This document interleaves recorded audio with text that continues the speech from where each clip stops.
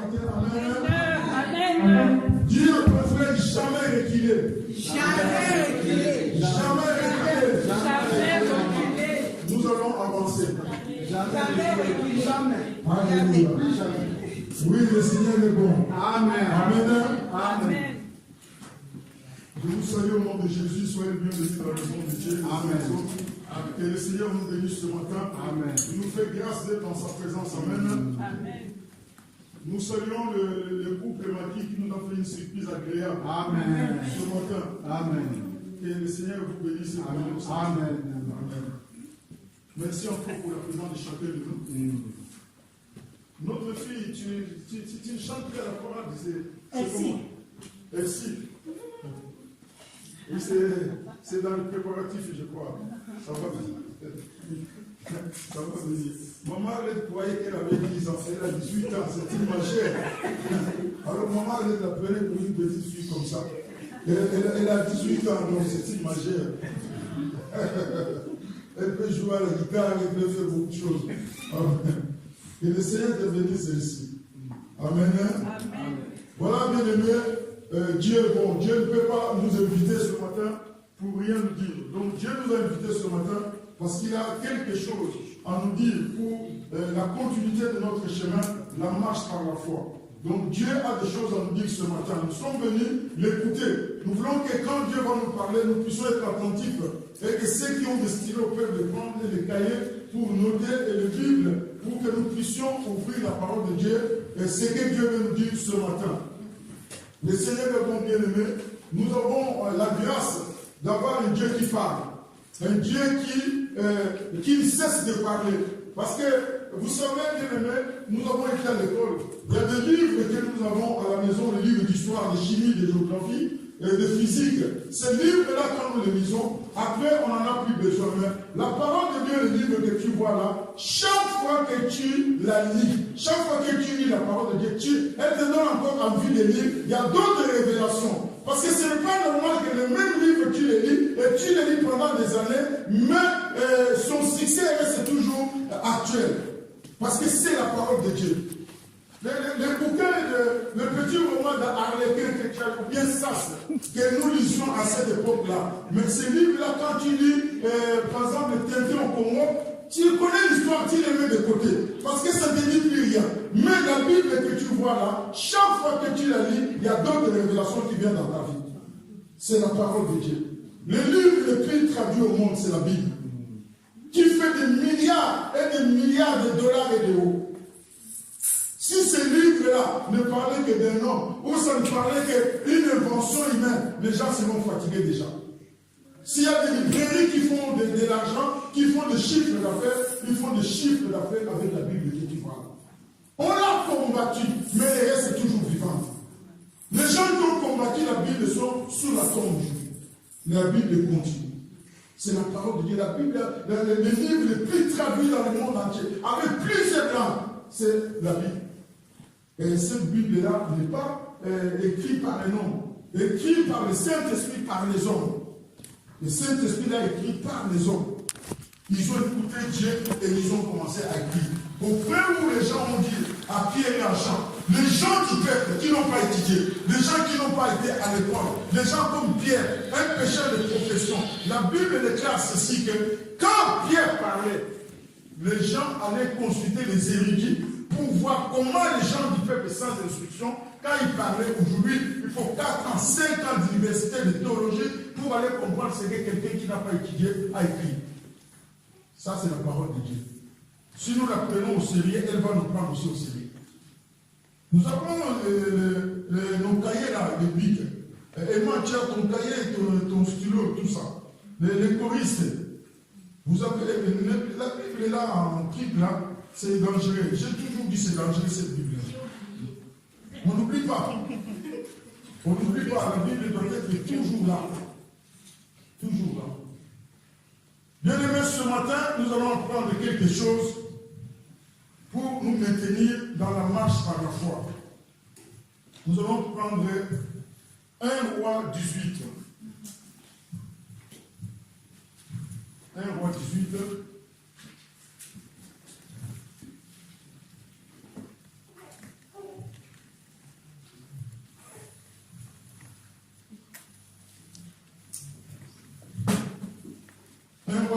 suite, nous allons lire le verset 1, et puis nous allons sauter. Nous allons lire le verset 41 à 45. Donc nous lisons 1 Roi 18, verset 1, et puis nous allons lire encore le même chapitre au verset 41 jusqu'au verset 45. Et après, nous allons lire Hébreux 10, 36 à 39. Nous lisons la parole de Dieu dans 1 Roi 18, le verset 1. Bien des jours s'écoulèrent, et la parole de l'Éternel fut adressée à Élie. Dans la 3e année, va, présente-toi devant Akab, et je ferai tomber de la pluie sur la face du sol. Nous allons au verset 41. Et Élie dit à Akab, monte et mange et bois, car il se fait un bruit qui annonce la pluie. Akab monta pour manger et pour boire. Mais Élie monta au sommet du Carmel, et se penchant contre terre, il mit son visage entre ses genoux, et dit à son serviteur, monte, regarde du côté de la mer. Le serviteur monta, il regarda et dit, il n'y a rien. Élie dit 7 fois, retourne. À la 7e fois, il dit, voici un petit nuage qui s'élève de la mer et qui est comme la paume de la main d'un homme. Et il dit, monte et dit à Akab, à terre et descend, afin que la pluie ne t'arrête pas. En peu d'instants, le ciel s'obscurcit par le nuage et le vent s'établit et il y eut une forte pluie. Akab monta sur son char et partit pour Jisraël. Et la main de l'Éternel fut sur Élie, qui se saignit les reins et courut devant Akab jusqu'à l'entrée de Jisraël. Nous allons lire Hébreux 10, verset 36. Hébreux 10, 36 à 39.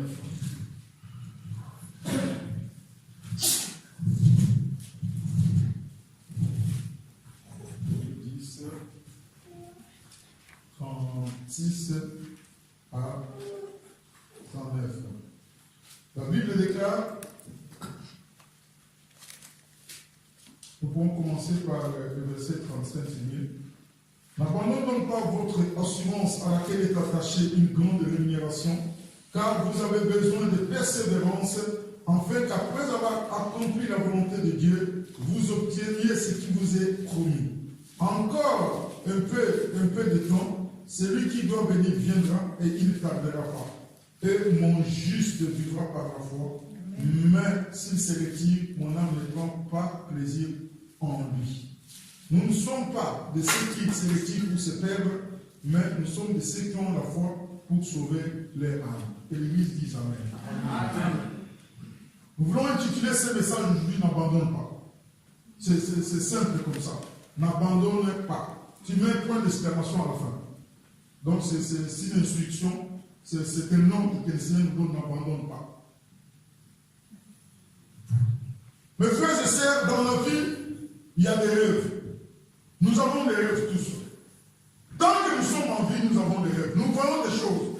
Les rêves sont des choses que nous prévoyons dans notre esprit. Même si nous ne pouvons pas les palper, mais nous les voyons. Bien aimés, on peut rêver debout, on peut rêver en dormant. Martin Luther a prononcé un grand discours en 1963 qui disait I am a dream. J'ai fait un rêve. Il ne rêvait pas parce qu'il dormait. Il voyait des choses qui vont s'accomplir dans le temps et dans l'espace. Il voyait des choses. Il y a des rêves qu'on peut faire en regardant, mais tu rêves. Tu rêves de ta vie. Tu rêves ce que sera ton avenir. Il y a des rêves qu'on fait parce qu'on dort. Joseph dormait. Le Seigneur lui a parlé que la lune, les étoiles, le soleil viendront se prosterner devant toi. Mais les rêves, c'est bien de les avoir. Parce que si tu n'as pas de rêve, Dieu ne sait pas agir sans rêve. Tu vois des choses, une vision. Vois dans le monde invisible. Ta vie, ta famille, ton avenir, tes projets. Tu dois les voir. Alors, la Bible dit que celui maintenant qui voit, ce que tu vois, c'est ce que tu possèdes. Tu ne peux pas posséder ce que tu ne vois pas. Alors, ici, nous sommes dans le contexte de la famille d'Israël. Nous sommes dans 1 roi 18. La Bible déclare ceci. Dieu dit à Élie, vas-y te présenter devant les rois, tu vas lui dire qu'après 3 ans et demi de famille, la pluie va tomber. Va lui dire ça. Entre-temps, quand nous partons dans 1 roi 17, c'est le même Élie qui a arrêté la pluie pendant 3 ans. Il dit que sauf à ma parole, il n'y aura pas de pluie. Maintenant, Dieu lui dit dans 1 roi 18, verset 1, va dire au roi qu'il y aura la pluie. Dieu a parlé. Maintenant, Élie vient se présenter devant le roi pour lui dire qu'il y aura de la pluie va tomber. Dieu a parlé. Mais qu'est-ce que Élie a fait? Dieu a parlé qu'il y aura la pluie. Parce que quand Dieu parle, c'est fini. Parce que sa parole s'accomplit toujours. Mais quelle est la part de l'homme dans ce que Dieu a dit? C'est là où nous arrivons au verset 41. Dieu avait parlé. Mais le verset 41 nous dit quoi? Élie dit à Akab, monte, mange et bois, car il se fait entendre un bruit qui annonce la pluie. Akab monta pour manger et pour boire, mais Élie monta au sommet du Carmel et se penchant contre terre, il mit son visage entre ses genoux et dit à son serviteur, c'est là le plus important, monte et regarde du côté de la mer. Le serviteur monta, il regarda et dit, il n'y a rien. Élie dit cette fois, retourne. Bien-aimé mon frère, ma soeur, Dieu avait parlé au verset 1 qu'il y aura la pluie. Mais la Bible dit qu'Élie s'est mis en prière pour que la pluie que Dieu avait annoncée, pour qu'elle s'accomplisse. Les choses que Dieu a parlé dans notre vie, il faut une intercession puissante pour les voir accoucher. N'abandonne pas. Dieu t'a dit des choses, mais dans ton intercession, dans ta intimité avec Dieu, n'abandonne pas. La Bible dit ceci que l'homme, le serviteur d'Élie, Élie va lui dire, rentre, vas-y voir. Il dit, non, moi je ne vois rien. Je ne vois rien. Il rentre pour la deuxième fois, vas-y voir. Il ne voit rien. Vas-y voir, il ne voit rien. La Bible dit que cette fois, mon frère, ma soeur, la tragédie dans l'église aujourd'hui, dans le corps du Christ, nous avons des rêves, mais nous ne persévérons pas. Nous avons des projets, mais nous ne persévérons pas. Quelqu'un qui a des projets, quelqu'un qui a des rêves, doit apprendre à persévérer, à être patient pour l'accomplissement, accompagné de puissantes prières d'intercession, de supplication. Seigneur, tu l'as dit. Tu l'as dit, maintenant accomplis. Comme tu l'as dit, maintenant amène à l'existence ce qui n'existe pas. Mon frère, ma soeur, nous voyons l'attitude d'Élie, un homme de prière, un homme de consécration. Mon frère, ma soeur, ce que Dieu t'a dit, ce que Dieu nous a dit, ça demande une responsabilité. La parole de Dieu que nous entendons demande une responsabilité.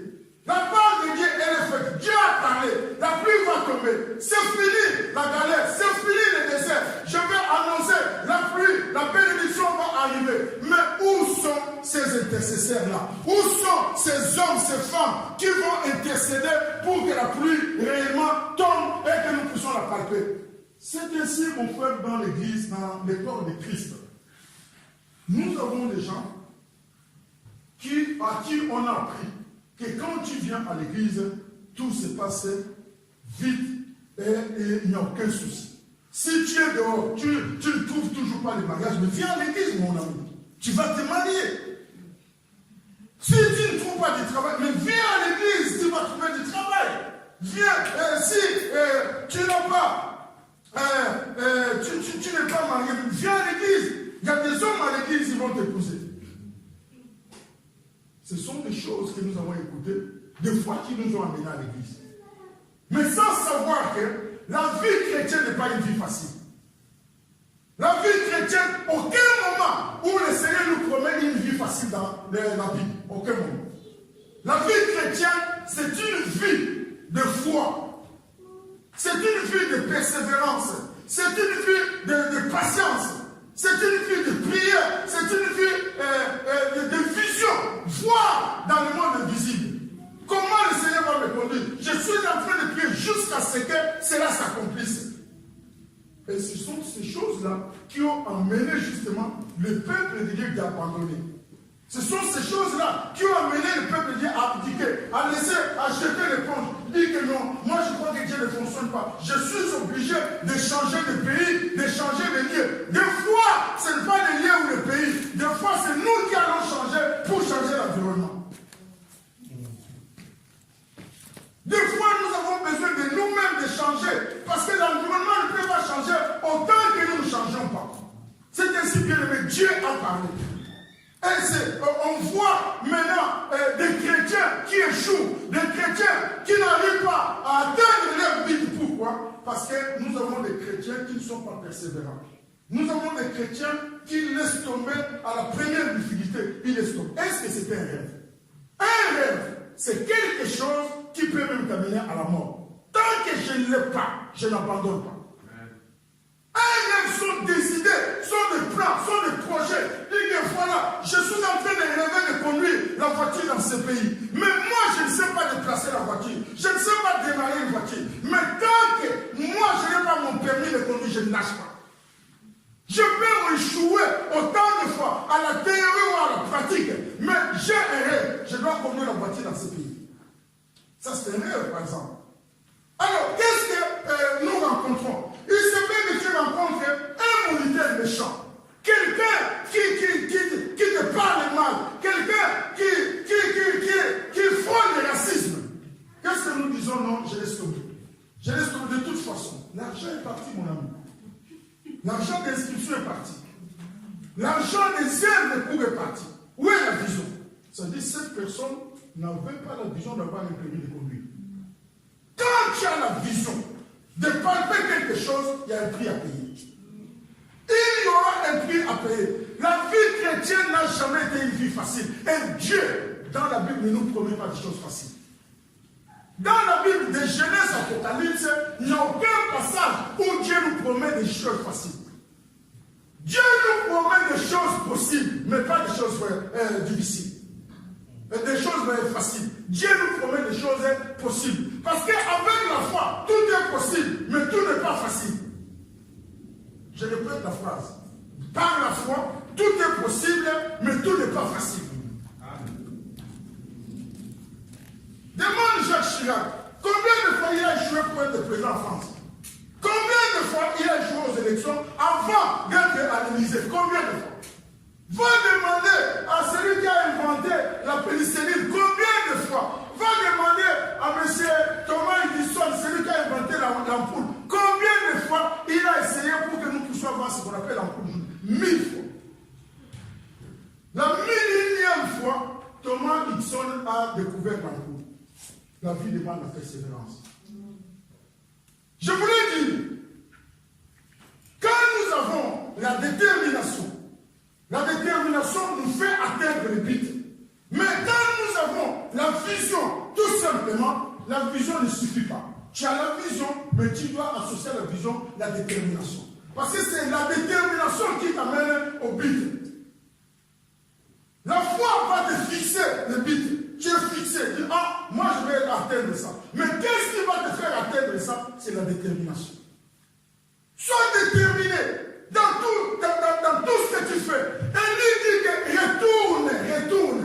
Va encore voir. Moi Dieu m'a dit qu'il y aura la pluie. Va voir. Le serviteur voit, il dit qu'il n'y a rien. Il regarde et dit, va voir encore. Oui, dans nos églises aujourd'hui, dit non, passez-moi, je ne veux plus. Je suis fatigué. Je suis fatigué, combien de fois moi je vais rentrer ouvrir la porte là, combien de fois? Mais bien aimé, Dieu dit que 7 fois. 7 fois. Il y a une notion de persévérance. Il y a une notion de détermination. Pourquoi nous, les Africains, nous commençons quelque chose, mais ça n'aboutit pas? Nous n'avons pas le sens des sacrifices. On n'en a pas. Mais ça, il faut qu'on se le dise entre nous, comme les Blancs ne sont toujours pas là. Il faut qu'on se le dise. Vous croyez que la cible que nous voyons là-bas, nous croyons que la Belgique, nous croyons que Paris s'est construit en un jour. Il y a un prix à payer. Dans les études, il y a un prix à payer. Dans la foi, il y a un prix à payer. Dieu a parlé qu'il y aura la pluie. Mais pourquoi autant de fois qu'il faut aller voir si la pluie va tomber ou pas? Dieu exerce nos mains au combat. Nous devons savoir que la vie chrétienne ne sera pas une vie facile. Vous aurez des tribulations. Mais prenez courage. J'ai vaincu le monde. Bien aimé. Même la femme que tu as épousée, regarde les talons de tes chaussures, comment c'est usé. Tu as persévéré quand même. Des fois, elle disait non, des fois, non, je suis l'homme de ta taille, là, ça ne m'intéresse pas. Mais tu as persévéré, tu as persévéré. Aujourd'hui, là, vous êtes dans la même maison. Ça, ce sont des choses périssables pour lesquelles nous payons un prix comme ça. Nous, nous qui avons grandi en Afrique, au Congo, vous savez que des fois, les parents de ces filles-là sont tellement méchants, tu n'as même pas rentré dans leur passé. Mais tu n'abandonnes pas. Nous étions toujours au point, envoyer un petit de confiance, aller jumeler, aller voir, aller éclairer la parcelle comme un éclaireur. Tu vas dire, viens, tu peux atterrir maintenant. On a persévéré. Pour des choses périssables. Mais pourquoi pour les choses sérieuses nous ne persévérons pas? Car la persévérance te conduit à la réussite. La persévérance te conduit à la victoire. Vous savez bien aimé, il y a des victoires que nous avons abandonnées en cours de chemin. Il y a des victoires qui étaient proches à quelques mètres, tu vas réussir. Mais tu arrives là, la Bible dit que tourner la muraille de Jéricho 7 fois, et 7 jours, et le 7e jour 7 fois. Bien aimé, tu peux arriver là-bas, tu tournes la muraille de Jéricho 7 jours, oui, 7 jours. Mais le 7e jour, la Bible dit que 7 fois encore. Donc les 7 jours qu'il a déjà fait. Vous savez, les 7 jours semblent être la routine. Lundi, mardi, mercredi, jeudi, vendredi, samedi, dimanche, on reprend encore lundi, on reprend encore janvier, février. Mais c'est ce qui semble être comme une routine. Dieu est en train de te conduire. Tu es en train d'arriver au bon port. Le 7e jour, tourne 7 fois. Il se peut que dans le 7e jour, tu as déjà tourné 4 fois, il te reste seulement 3 fois pour atteindre la victoire. C'est là où tu abandonnes. Dis non, de toute façon, je crois que Dieu ne veut pas. Dieu veut. Je t'assure que dans ce que tu fais, Dieu le veut. Amen.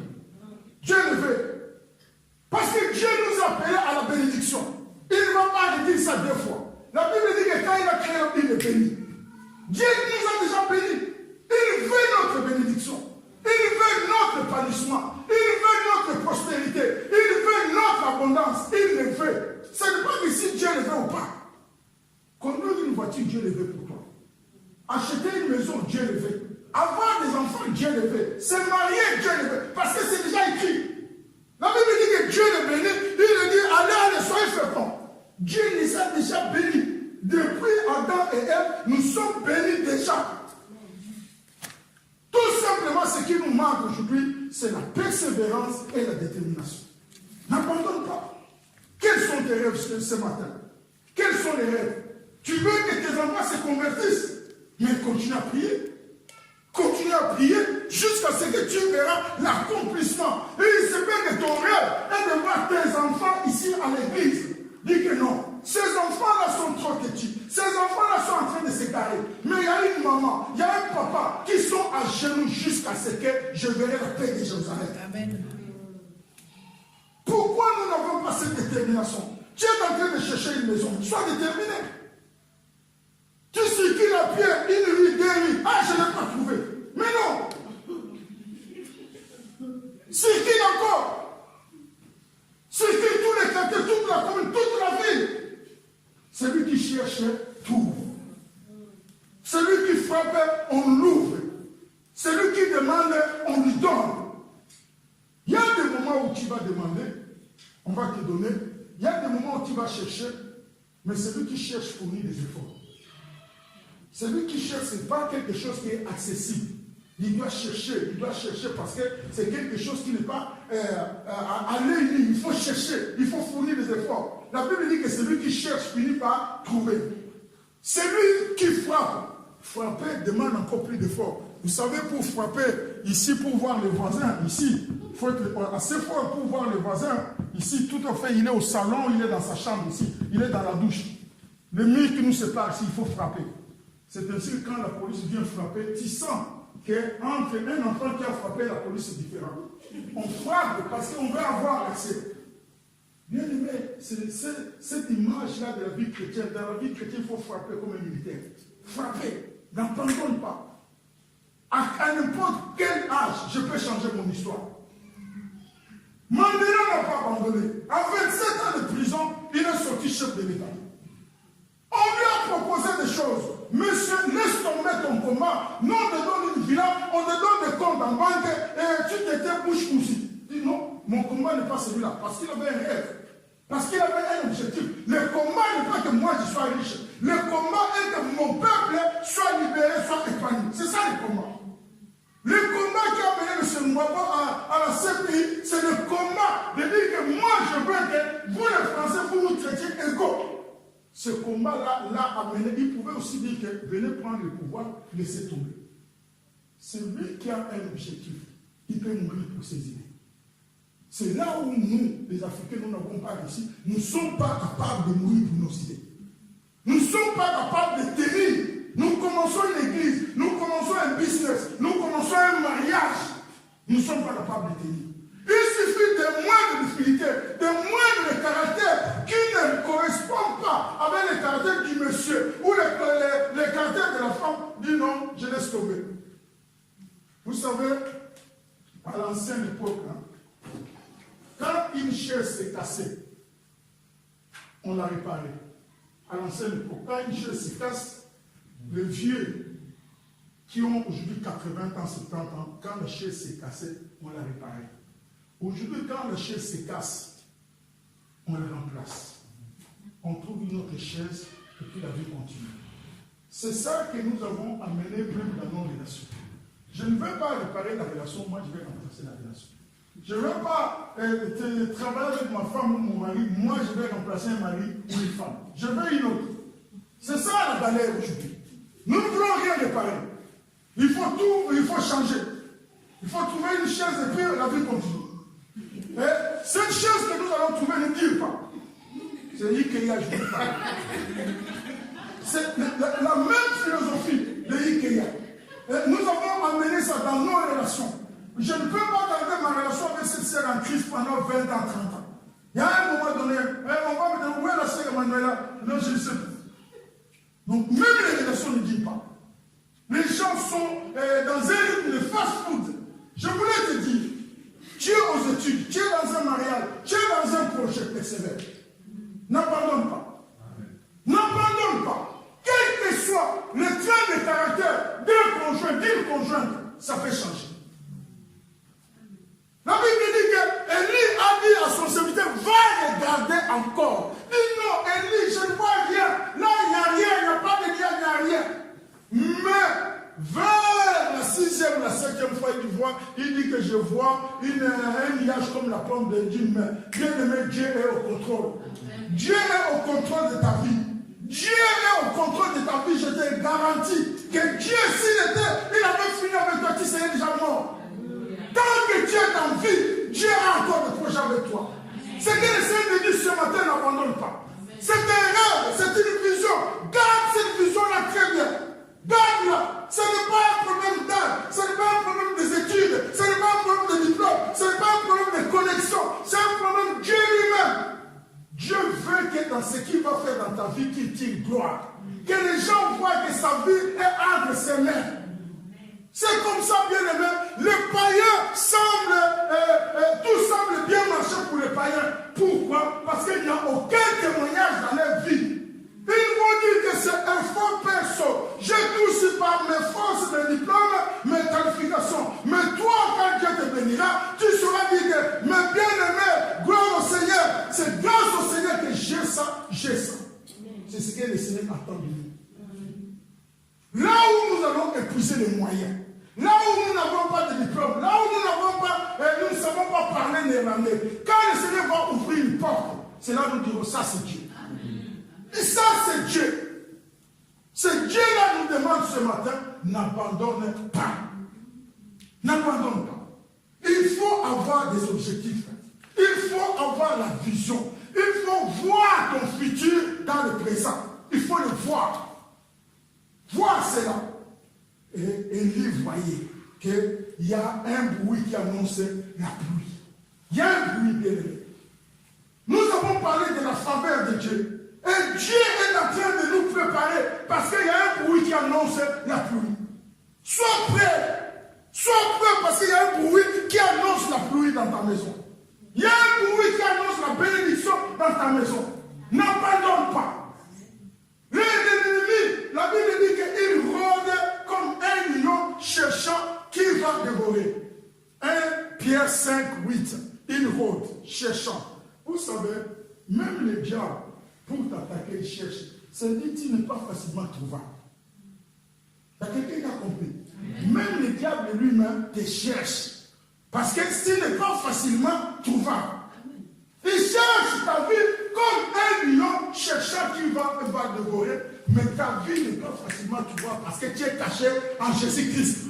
Si tu étais trouvable, il allait te voir directement parce qu'il commence déjà à te bombarder. Mais lui aussi est occupé à te chercher. Mais il te cherchera longtemps, il ne te trouvera pas parce que tu es caché en Jésus-Christ.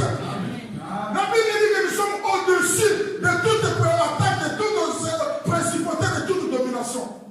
Mon frère, ma soeur, je t'en supplie, n'abandonne pas. N'abandonne pas tes projets, n'abandonne pas la vision, n'abandonne pas la photo que tu as de ta vie. N'abandonne pas. Dieu a envoyé ce message parce qu'il savait que tu voulais abandonner.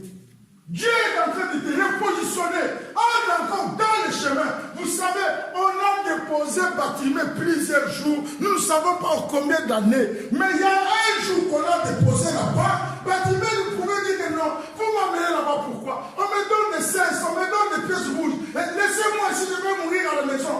Mais Bartimée se laisse emporter. Je suis aveugle, je ne vois pas. Mais Bartimée écoutait. Bartimée savait qu'à un moment, un jour, j'arrive là-bas, on entend parler de Jésus de Nazareth, fils de David.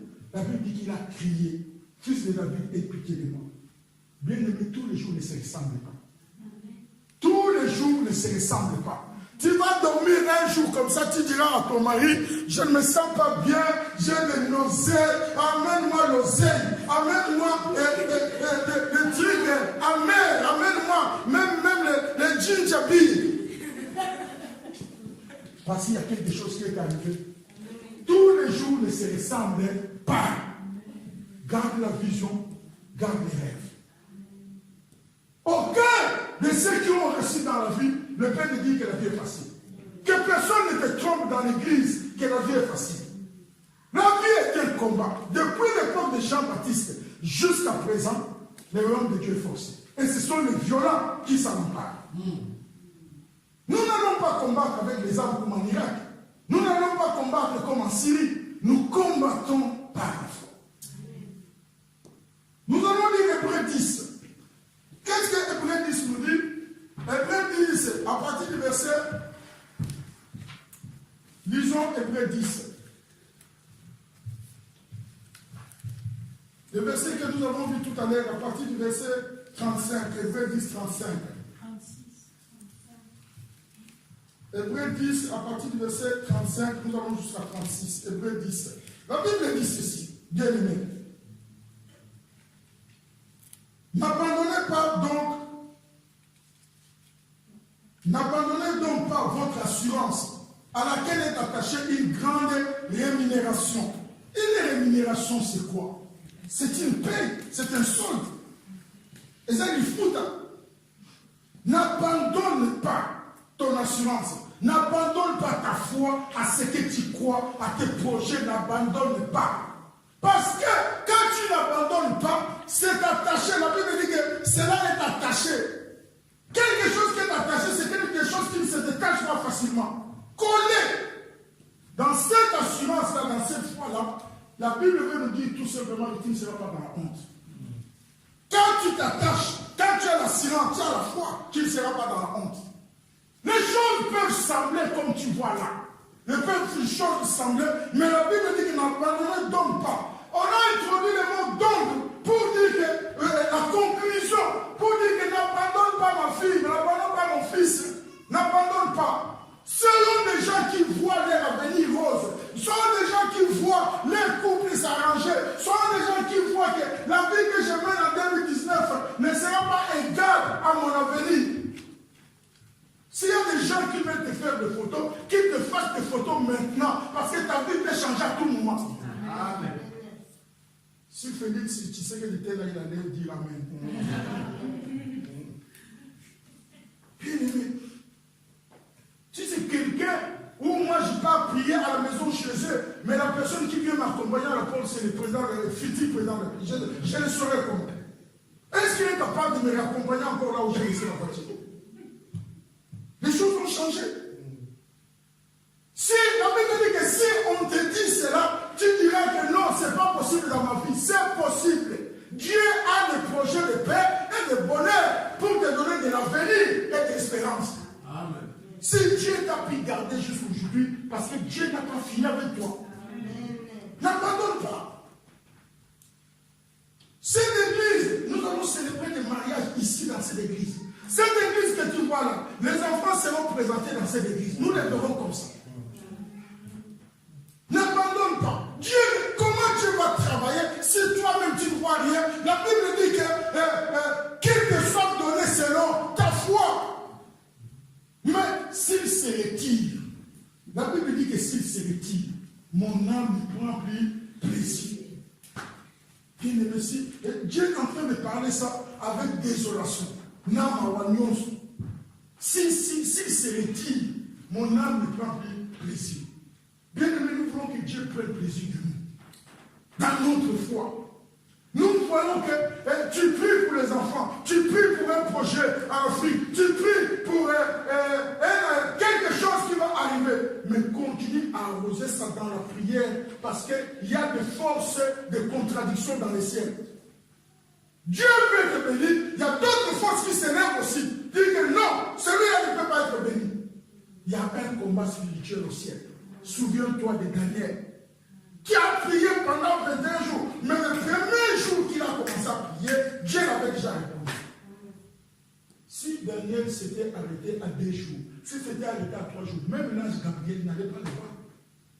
Il n'allait pas le voir parce que le 21 jours, l'ange est venu au 21e jour. Il n'allait pas le voir. Il n'allait pas avoir la grâce d'entendre que ta prière a été exaucée. Daniel nous apprend la persévérance. La persévérance, la détermination nous fait atteindre le but. Si nous ne sommes pas persévérants, bien aimés, Dieu n'a jamais dit que les choses seront faciles. Dieu ne le dit pas. Nous continuons la lecture. La Bible dit que car vous avez besoin de persévérance, en fait, après avoir accompli la volonté de Dieu, vous obteniez ce qui vous est promis. Il y a une notion de combat. Il y a une notion de patience. Il y a une notion de lutte pour avoir ce que Dieu nous a promis. Dieu a promis la pluie. Mais nous avons vu comment. La Bible dit même la position dont Élie est en train de prier, la tête entre les genoux. Il y a quelqu'un qui peut appliquer ça ici. La tête entre les genoux. C'est un exercice impossible presque. Au fait, Dieu voulait nous dire que quand Élie priait pour que la pluie tombe, il ne voulait pas la distraction. Quand tes yeux sont comme ça, qu'est-ce qu'ils disent? Ah non, la belle famille. Ah non, à l'église on me regarde comme ça. Ça c'est la distraction. La Bible dit que la tête, là où il y a les yeux d'Élie, entre les genoux, pour qu'il ne soit pas distrait à gauche et à droite, parce qu'il veut accoucher la pluie. Il veut accoucher la bénédiction. Vous croyez qu'une femme qui est en travail à la maternité a besoin de coucher au robinet? Elle a besoin de la concentration. Elle a besoin de dire, bon, la sage pousse, madame, pousse. L'enfant est à 2 cm, pousse. Ce n'est pas à ce moment-là que l'enfant va dormir. Pourquoi? Parce que quand nous arrivons près de notre bénédiction, la guerre devient plus intense. La guerre devient plus intense encore quand nous sommes à l'approche de notre bénédiction. Israël vient. Nous allons regarder un verset biblique dans la Bible. La Bible dit que Jésus est en train de marcher dans l'eau. Tu vas marcher vers moi, monte sur l'estrade. On va faire une démonstration. Et reste là, je vais te dire d'avancer. Je raconte l'histoire. Jésus a dit aux disciples de mettez ce que maman allait te donner, passons de l'autre côté. Alors, quand les disciples passent de l'autre côté, la Bible dit que Jésus était allé à la montagne prier. Maintenant, quand Jésus vient, il vient la nuit, vers la 3e heure. Il fait encore nuit. Alors, il dit que les gens, la tempête commence à souffler sur la barque. Il dit, ah, nous périssons, nous périssons, nous périssons. Alors, Pierre, le bouillant Pierre, il dit que Seigneur, si c'est toi, si c'est ta voix, dis-moi de venir vers toi. Israël marche. Marche. Vers là, la Bible dit que Pierre commence à s'enfoncer. La Bible dit une chose, que Jésus lui donna la main. Vous croyez que quelqu'un qui est là où il y a le piano, on peut lui donner la main? C'est-à-dire, Pierre était proche de Jésus, proche de l'accomplissement. La Bible dit que Jésus lui donna la main. Il restait un pas pour que Pierre arrive à la destination, mais la tempête l'a arrêté là. La tempête devient plus intense quand nous sommes proches de la solution. C'est là où Jésus va lui donner la main. On ne peut pas donner la main à quelqu'un qui est là. Il est juste à côté ici. Allez, la main comme ça, parce qu'il est près de Jésus. Tu es prêt. Tu es prêt. Quand tu vois les tourbillons s'élever encore plus fort, plus géant même que ta tête, dis que tu es devenu prêt. Persévère. N'abandonne pas. Parce que le moment, la Bible dit que si tu abandonnes, l'âme de Dieu ne prend plus plaisir. Il continue pour nous dire ceci. Encore un peu de temps. Dis à ton frère à ta sœur, encore un peu de temps. Encore un peu de temps. Dieu veut te montrer, bien aimé, la Bible nous dit encore un peu de temps. Amen. Un peu seulement. Il a vu ta souffrance. Il a vu ma souffrance. Il dit qu'il y a encore un peu de temps. Parce que le Seigneur, il veut nous qualifier par la foi. Il veut voir notre assurance. Il veut voir notre confiance en nous. Si tout va bien, si nous dormons dans des hôtels 5 étoiles, ce n'est pas là où nous serons qualifiés. On est qualifiés dans le désert. C'est dans le désert qu'on a des galons. C'est dans le désert qu'on devient général.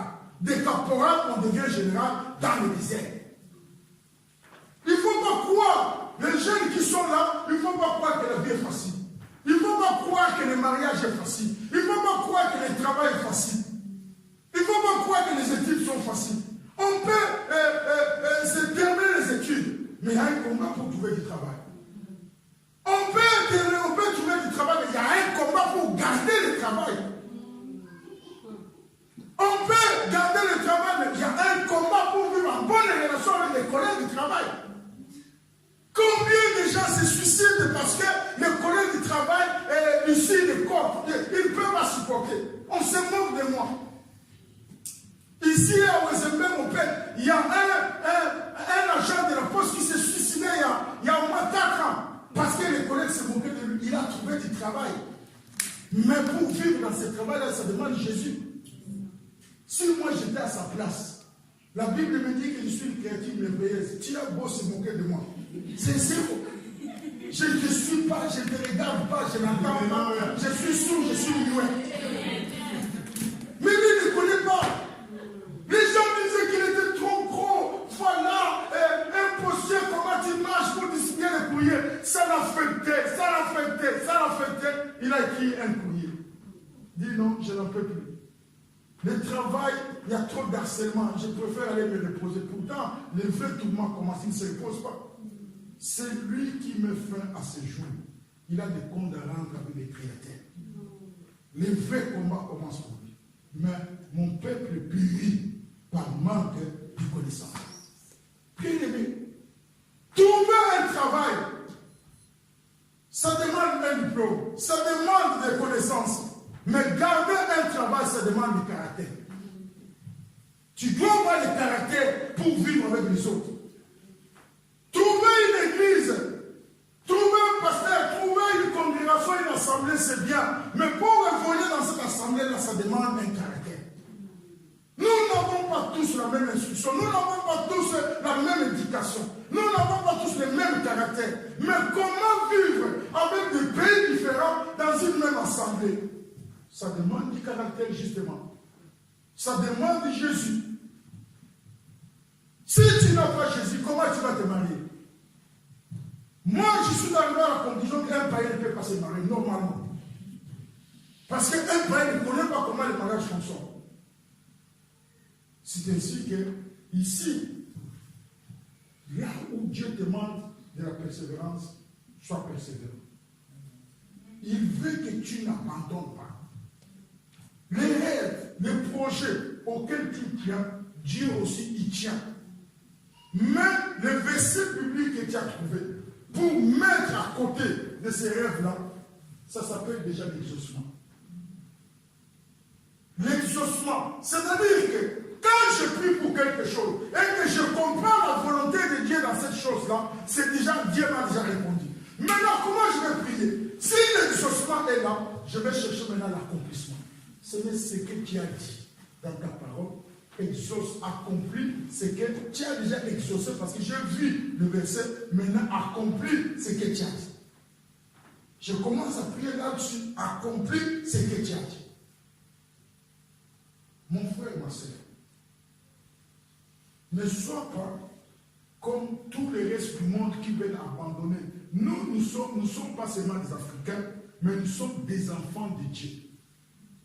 Les blancs qui sont des païens, ils n'abandonnent pas pour faire des recherches. Aujourd'hui, ils sont en train de chercher comment ils vont trouver un truc pour soigner le sida. Ils n'arrêtent pas. Ils sont en train de chercher comment ils vont trouver quelque chose pour arrêter les cancers. Ils ne s'arrêtent pas. Dans tous les laboratoires, Télévis, RTBF fait des collections de pièces jaunes pour qu'on puisse trouver. Ça a commencé depuis quand? Depuis des années. Ce n'est pas dans notre génération. Ceux qui viendront après trouveront que ceux qui ont les cancers à cause de la malbouffe seront guéris par les résultats de ce qu'ils ont trouvé. Pourquoi nous voulons des choses faciles? Pourquoi nous voulons que les choses soient faciles? Dieu lui-même ne veut même pas que les choses soient faciles pour nous. Dieu croit que les choses sont possibles pour nous, mais les choses ne sont pas faciles pour nous. Quand tu viens de te convertir, qu'est-ce que Dieu fait? Dieu fait comme un bébé. Il va te gaver. Il va te donner du lait, il va te donner des yaourts, il va te donner une petite prière comme ça marche très bien, tout ça, alléluia, gloire à Dieu, tout ça. Dieu voit quand même que non, mon fils, quand même, il commence à avoir des dents, il faut de la nourriture solide. Dieu ne veut pas nous voir des bébés. Dieu veut nous voir que nous pouvons nager à contre-courant. Dieu veut nous voir que nous pouvons aller dans le sens du vent contraire. Pierre marchait très bien, mais quand le vent s'est intensifié, la Bible dit qu'il a commencé à s'enfoncer. Ne t'enfonce pas justement. Tu es arrivé près de Jésus. Hébreu continue. Il dit quoi? Il dit ceci. Et mon juste vivra par la foi. Mais s'il se retire, mon âme ne prend pas plaisir. La Bible, il y a un autre verset qui dit que le juste vivra par la foi. Mais là, on se dit que mon juste. Attention, mon juste. Tous ceux qui sont nés de nouveau, qui ont donné leur vie à Jésus-Christ, ce sont des justes. Le juste vivra par la foi. Mais toi, du fait que tu as gardé ta foi, tu as gardé ton ancien, tu deviens mon juste. Tu deviens le juste de Dieu lui-même. Tu n'es plus dans la mêlée, mais tu es sorti de la mêlée parce que Dieu regarde que ça c'est mon juste. Il n'est plus le juste dans l'assemblée, mais il est mon juste. La Bible dit que mon juste, c'est lui qui me fait confiance, moi, le créateur des cieux et de la terre. La Bible dit qu'il vivra par sa foi. Il ne mourra pas. Bien aimé, faisons ces transferts-là. Au lieu d'être des justes dans l'assemblée, soyons mon juste de l'Éternel. Mon juste signifie quoi? Signifie que Dieu commence à se bomber les torches pour toi. Ça, c'est mon juste. Ça, c'est quelqu'un qui retient ma parole. Ça, c'est quelqu'un qui ne faillit pas malgré ce qu'il est en train de voir. Mon juste. Bien aimé, moi, quand je vois, depuis là où nous sommes arrivés, le Seigneur, comment le Seigneur nous a conduits, quand je vois ma propre vie, quand je vois les témoignages de certains frères, de certaines sœurs, je me dis que non, Dieu est grand. Dieu est grand. Bien aimé, là où nous sommes arrivés là, aujourd'hui, combien 17 février 2019, bien aimé, même les combats de la vie arrivés au mois de décembre, dit qu'alléluia, gloire au Seigneur, ça devient un combat. Des gens en bonne santé qui tombent aujourd'hui, sans explication. Des gens bien portants aujourd'hui qui meurent sans explication. Bien aimé, si Dieu peut te garder jusqu'aujourd'hui, il ne veut pas que tu abandonnes rien. N'abandonne pas. Si tu te retires, il dit que je ne prends plus plaisir. Les gens qui sont, les enfants qui sont à l'école, vous avez des rêves par rapport à vos études, médecin, avocat, informaticien. Qu'est-ce que vous voulez devenir? Ces rêves-là ne suffisent pas. Il faut la détermination maintenant. La détermination pour en arriver jusque-là, pour dire que maman, papa, pour dire que parents, voilà, je vous ai promis que moi, je serai avocat dans ce pays, avocat dans ce pays, je serai entrepreneur dans ce pays, je vais créer mes propres entreprises. Voilà ce que je vous disais. Mais entre-temps, entre l'accomplissement et les promesses, il y a un bail. Va demander à Abraham. Vous croyez que Dieu ne peut pas donner à Sarah un enfant dans une année? 9 mois de grossesse et puis l'enfant c'est fini. Abraham, Dieu ne pouvait, Dieu n'a pas la puissance de donner à Abraham un enfant. Au cours ils se sont mariés avec Sarah, ils ont un enfant. Dieu est capable de le faire. Mais la vie d'Abraham, c'est une vie d'exception. Les choses qui vont se passer dans sa vie seront aussi des choses d'exception. Parce que Dieu veut tirer la gloire dans la vie d'Abraham. C'est ainsi qu'aujourd'hui nous parlons encore d'Abraham. Abraham a fait 25 ans pour que ce que Dieu lui a dit puisse s'accomplir. Et cela ne sera pas ton cas exactement. Dieu demande l'échantillon, c'est vous. Dis que ma fille, tu as besoin de persévérance. Ton père dans la foi est passé par là. La Bible dit qu'Abraham, espérant contre toute espérance. Quand tu regardes les choses au niveau physique, il n'y a aucun espoir dans ce monde. Aucun. Comment nous allons voir la retraite? Comment nous allons préparer notre troisième âge? Tu ne vois pas. La plupart des Africains ici, ils ont travaillé en Europe seulement 6 ans, 10 ans. Quand tu fais les calculs d'avance par rapport à ta retraite, c'est pesé 375 euros. Il n'y a aucun appartement qui coûte 375 euros. Bon, tu te dis que je vais vivre comment? Laisse-moi te dire qu'à chaque jour suffit, ça paye. Les choses dont tu te tracasses pour demain, Dieu peut ouvrir une porte aujourd'hui, une porte qui va t'étonner. Mais Dieu dit que fais-lui confiance. Ne retire pas ton âme. Sinon, lui ne prend pas plaisir. Tu commences, quand Dieu dit qu'à chaque jour suffit sa peine, ça ne signifie pas de n'épargner pas. Ça ne signifie pas que ne mettez pas l'argent de côté pour l'avenir. Ça signifie que ta confiance ne soit pas dans ce que tu as mis de côté. Ta confiance soit au Créateur, à celui dont l'or et l'argent lui appartiennent. Combien de milliardaires, vous connaissez Madoff, un certain Madoff, quelqu'un, parce que les histoires passent vite ici en Europe, un Américain qui était à la bourse de New York, l'homme le plus riche de cette époque-là, il avait des robinets en or, des costumes avec des boutons en or, mais cet homme-là a été arrêté pour 150 ans de prison, parce que les Américains exagèrent, 150 ans de prison. Au deuxième anniversaire de son arrestation en prison, son fils aîné s'est suicidé. Parce qu'il ne supporte pas que mon père, là, qui était tout brillant comme ça, comment on peut le condamner à 150 ans? L'argent que papa a ramené à la maison, c'est de l'escroquerie. C'était de l'escroquerie. Il avait des montres en or, des montres de quartier, il avait des choses extraordinaires, avec des Bentley, des voitures qui coûtaient 400 000 $. Mais tout ça, c'était de l'escroquerie. Sois content de ta vie. La vie que tu es en train de mener, sortir le matin, aller travailler, rentrer à la maison, tu sais la contrôler. La vie malhonnête, tu ne sauras pas la contrôler. Aujourd'hui, ça sourit. Aujourd'hui, les portes sont simples de s'ouvrir pour toi. Mais demain, le salaire du péché, ce sera la mort. Ça sera la mort. Fais attention. Là, tu n'as pas besoin de copier, d'imiter qui que ce soit. Tu ne connais pas. Tu ne connais pas comment il fonctionne. Il y a des gens qui ont des choses en cadeau. Tu peux voir qu'il a acheté une maison, mais on lui a donné cadeau. Tu te dis non, moi aussi, telle voiture, moi aussi je vais avoir telle voiture. Mais non, il se peut que cette voiture-là ne lui a rien coûté. Il ne te dit pas tout. Contente-toi de toi. Dieu sait qu'il t'a envoyé sur la terre. Il y a des choses qu'il a mis à côté pour toi. Mais il dit seulement, ma fille, mon fils, n'abandonne pas. Abandonner devient un péché. Retirer devient un péché. L'homme de Dieu, le serviteur de l'homme de Dieu, est allé 7 fois pour que la pluie tombe. Pourtant, c'est Dieu qui avait dit que la pluie doit tomber. La vie d'Abraham nous parle. Les mines de Jéricho nous parlent. Tourner 7 fois. Le septième jour, 7 fois encore. Mais Seigneur, tu ne peux pas faire couler ces mines ici, comme ça on passe en Canaan.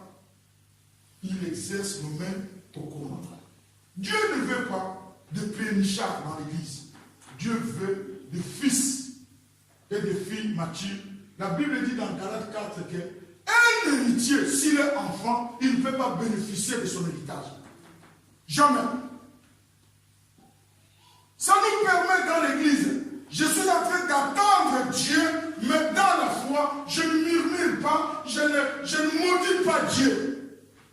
Parce qu'il y a un moment donné, dans la Bible, Jérémie a maudit Dieu et Job a maudit Dieu.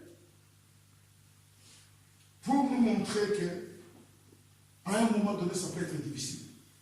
Nous allons lire Genèse 6, nous allons voir quelque chose dans Genèse 6. Genèse 6, au début de la Bible est là. Genèse 6. Dieu ne nous promet pas de choses faciles. Regardez Genèse 6, bien aimé. Dans Genèse 6, la Bible dit ceci. Dieu va créer le monde, le premier monde, avec Adam et Ève. Mais le monde qu'il a créé n'a pas marché tout à fait comme lui le pensait. Le verset 5. La Bible dit que l'Éternel dit que la méchanceté des hommes était grande sur la terre et que toutes les pensées de leur tête se portaient chaque jour uniquement vers le mal. Ça, c'est Dieu qui a créé ces gens-ci où leurs pensées sont uniquement pour le mal. Qui les a créés? C'est Dieu. L'Éternel s'est repenti d'avoir fait l'homme sur la terre. Or, Dieu ne peut pas se repentir, Dieu n'a pas commis de péché. La Bible dit au verset 6, l'Éternel s'est repenti d'avoir fait l'homme sur la terre et il fut affligé à son cœur. Ah, là ça devient plus explicite. Dieu fut affligé dans son cœur d'avoir créé l'homme. Disons que Dieu a échoué. Donc il faut oser.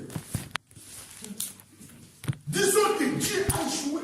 Dieu est affligé d'avoir créé l'homme. Lui qui fait les choses, lui qui est parfait, qui fait des choses parfaites, Dieu est affligé, son cœur a mal. Dit que non, si le Saint-Esprit m'avait écouté, si mon fils Jésus m'avait écouté, je n'aurais pas créé l'être humain. J'ai mal d'avoir créé l'être humain comme Joël. J'ai mal. Pourquoi Dieu est affligé? Continuons. La Bible dit que l'Éternel dit, j'exterminerai de la face de la terre l'homme que j'ai créé, depuis l'homme jusqu'au bétail, aux reptiles et aux oiseaux du ciel, car je me repens de les avoir faits. Dieu prend une décision. Non seulement il regrette d'avoir fait l'homme, Dieu entre en vitesse supérieure, il va agir maintenant. Dieu dit que je vais les tuer tous, je vais les assassiner, je vais les tuer tous, aucun ne mérite. Ce moment, je suis affligé dans mon cœur, l'homme m'a trahi. Dieu a échoué dans son projet. Mais regardons le verset 8. Mais, là où les choses changent. Mais, Noé trouva grâce aux yeux de l'Éternel. Bien aimé, dans ces tableaux-là sombres, dans ces tableaux-là sans espoir, Dieu trouve une consolation, mais dans l'homme. Dieu trouve la consolation. Il trouve que tout le monde a gâché. Tout le monde va lui faire du bien dans son cœur. Bien aimé, dans les moments où tu traverses, tu attends l'accomplissement des promesses de Dieu, associe-toi à des gens qui vont t'encourager. Associe-toi au Noé. Dieu lui-même avait besoin de Noé. Toi aussi, tu as besoin d'un Noé dans ta vie. Au moment où nous sommes en train de traverser le moment difficile, n'accepte pas que les gens viennent te dire encore des choses négatives qui détruisent ta vision et qui détruisent ton rêve. Parce qu'il y aura des gens que Satan va envoyer pour détruire ton rêve. Si Dieu lui-même, le Dieu Tout-Puissant, avait besoin de la consolation de quelqu'un, à combien plus forte raison toi et moi? Ce matin, vous êtes de Dieu. Moi, je suis Noé.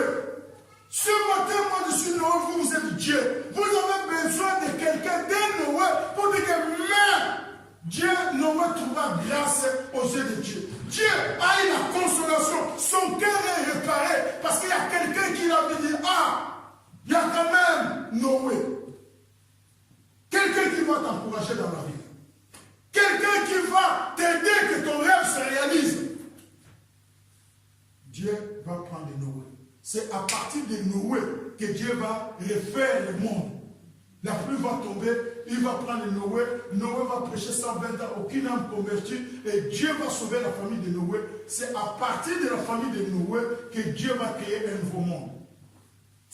Mon frère, ma soeur, tu te promènes avec qui? Tu entends quoi? Tu écoutes quoi? Noé a donné la consolation au cœur de Dieu qui était affligé. Qui te donne la consolation? Tu traînes, les enfants, ils ont un français aujourd'hui, tu traînes avec qui? Avec qui tu traînes? Au moment où je vis des moments difficiles, j'ai besoin d'un homme de foi, d'une femme de foi. Que ce soit dans les couples, que ce soit dans l'église, que ce soit au travail. Nous sommes pendant la pause au travail. Le bruit court qu'on va licencier. Le bruit court que notre société sera délocalisée. Mais associe-toi aux gens positifs dans l'entreprise qui ne vont pas te tuer avant même que tu sois licencié. Vous connaissez l'histoire de DHL à l'aéroport des inventaires. DHL voulait licencier 300 ouvriers. Des Belges jeunes se sont concertés. Le PDG a donné un meeting à la place publique. Voilà. Notre entreprise DHL ne produit plus de bénéfices ici en Belgique. Nous devons localiser l'entreprise doit aller en Allemagne. Nous allons nous défaire des 300 ouvriers. Les deux Belges là se sont consultés. Au comment on dirait mon ami? Il dit, mon ami, le soir que le PDG est en train de dire ça peut nous concerner. Vaut mieux mourir avant que les lettres de licenciement viennent chez nous à la maison. Les deux Belges se sont concertés, se sont suicidés. Ici à Bruxelles. Ceux qui gardent encore les journaux les soirs ou la dernière veille, ils ont les soirs. Les deux. On n'a pas encore licencié. Seulement le PDG a dit. Alors, ils ont capté. La Bible dit que la foi vient de ce qu'on entend. Est-ce que c'était. Ils ont entendu par la foi? Non. C'est ainsi que toi, un Africain qui vient prier ici, les gens croient que tu n'as rien. Les gens croient que tu ne comprends pas. Non. La foi nous permet de tenir debout. Amen. Dans des moments difficiles, ça nous permet de tenir debout. Ne vendez pas votre silence à laquelle est attachée une grande rémunération. Après la faillite de l'entreprise, la société de transport aérien belge s'appelait comment encore? Sabena. Après la faillite de Sabena, tout le monde connaît cette histoire là où un pilote marié avec 5 enfants, après la faillite de Sabena, il s'est suicidé ici, laissant une veuve et 5 enfants. Quelqu'un qui a été aux études, il a un diplôme, il a volé, il a fait de grands vols, mais il n'avait pas la foi justement. Bien aimé, après la faillite de Sabena, la Chine est venue en Belgique, engager des pilotes. S'il avait attendu avant de se suicider, qui sait s'il gagnerait encore le double de ce qu'il gagnait chez Sabena en allant travailler à l'étranger. Mais quand tu n'as pas la foi, tu vois les choses seulement au niveau circonstances. La foi ne regarde pas les circonstances. La foi regarde à Dieu. Bien aimé ce matin, que tu regardes à Dieu, quel que soit ce que tu traverses, regarde, les regards fixés vers Jésus.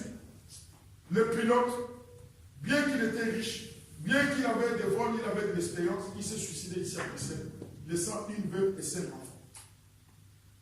Les gens que nous croyons, quand nous le voyons avec l'air malade, avec l'air uniforme à la porte, tu as envie de devenir comme lui. Mais non, sois toi. Le vrai pilote de ta vie, c'est toi-même. Et ils sont des faux pilotes, 100 fois. Au même moment que si l'avion bouge quelque chose, là, tu vas voir comment ils vont pleurer. Les hôtesses, ils pleurent. Quand l'avion bouge, les hôtesses aussi pleurent. Parce qu'ils vont dire comme un bon Congolais, tout ça peut partout. Bien aimé, c'est dans ces circonstances-là de turbulence de la vie que nous avons besoin de Jésus.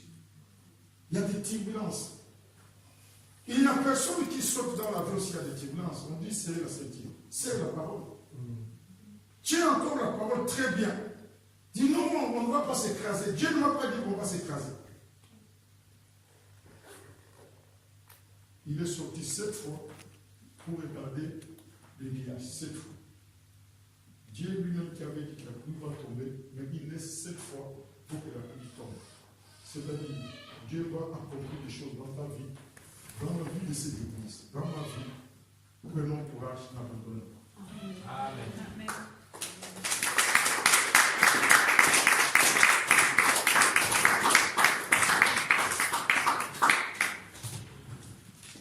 Que Dieu nous bénisse. Que en rentrant encore à la maison aujourd'hui, que tu prennes la résolution de dire que je n'abandonne pas et que